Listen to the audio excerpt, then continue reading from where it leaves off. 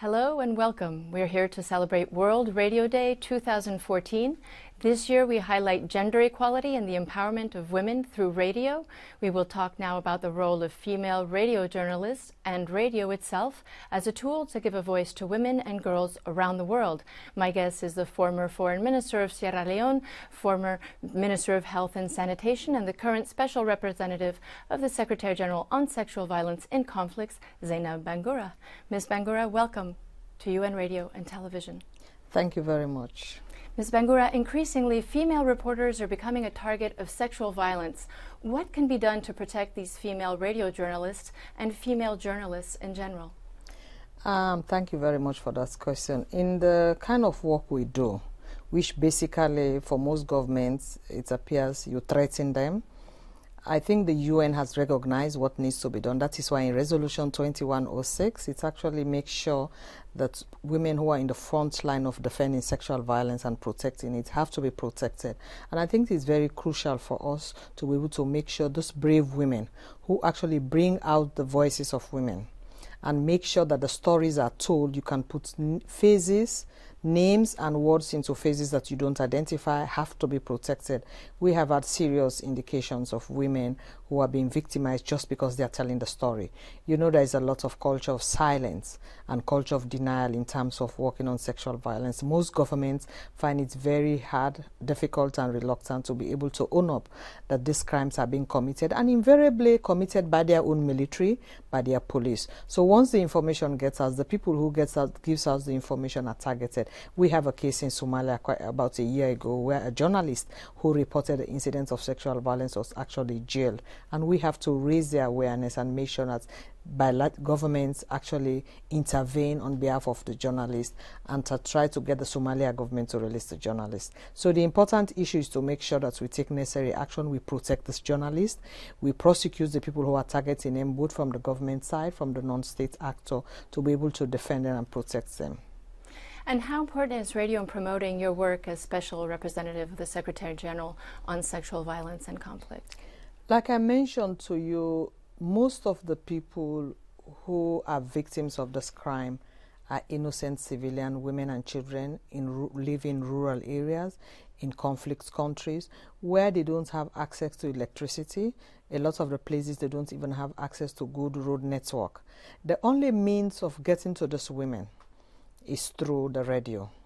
The radio at least not only educates them, but the radio raises their awareness, it gives them space, it connects them with services, it makes sure that they know that what is being happening is a crime, and it also gives information to people who are committing the crime to tell them that this is a crime against international law. If you commit this crime, this is what is happening. To be able to educate people, to tell them that this is where you can go to seek the help you need, and to be able to give them a message of hope. So the only way we can talk to them, the only you can get information out from the people, the only our work, because of the people we are working with who live in remote areas. If you take, for example, in DRC, you know, there are no red network between Kinshasa to Goma.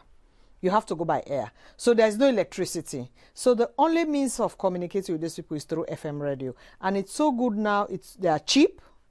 They can get across the country.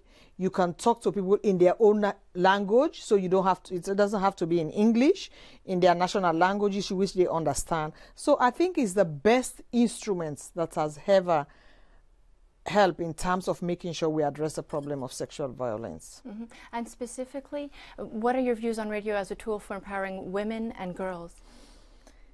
As I said, one of the best ways to empower people is to give them the right information, is to educate them, is to give them a voice.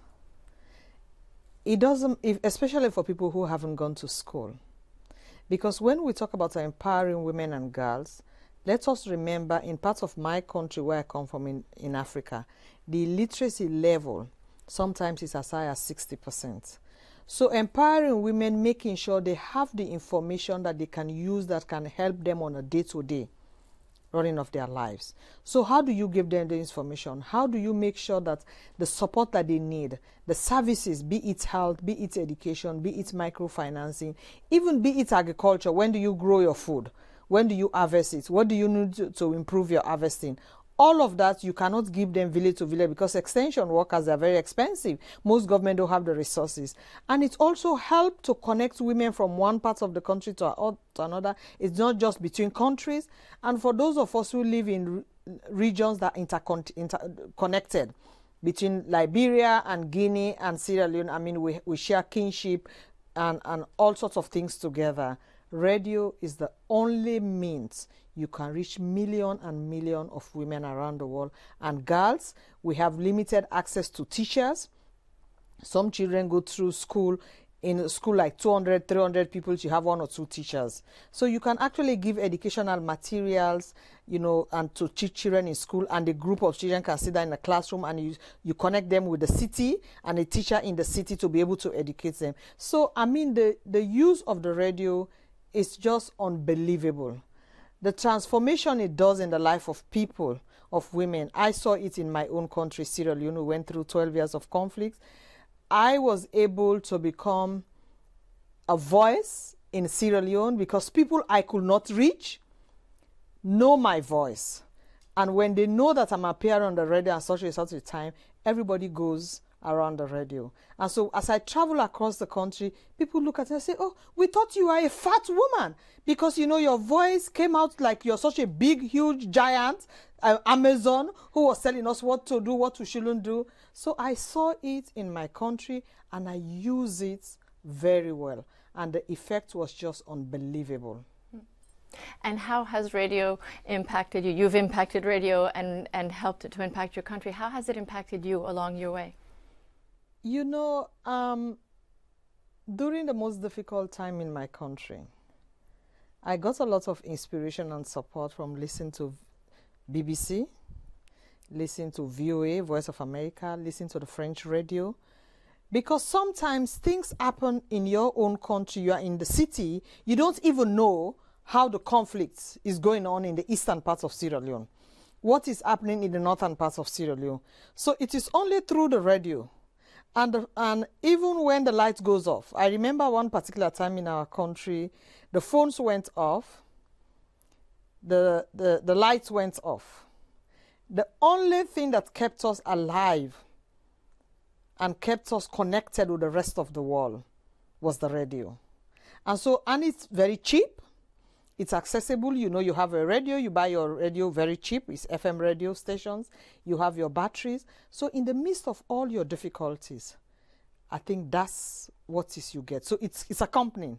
And I think sometimes we think it's only in Africa, but I tell you, when I came to New York and there was a Sandy, the hurricane, you know, the light went off for 5 days in my apartment. The heating went off. But you know what? I came to New York with my radio. And for 5 days and 5 nights, that's the only thing that kept me, because I couldn't watch the television. There was no light in the apartment. So all the information, everything that was happening around New York, I got that information through the radio. For me, I sleep with my radio. I wake with it. If you go right now to my bed, you will see my radio has a central place in the middle of the bed, because that's the thing that I sleep with and that's the thing I wake up. So that tells you how addicted I am to radio, which of course explains the influence that it has had in my life over the years.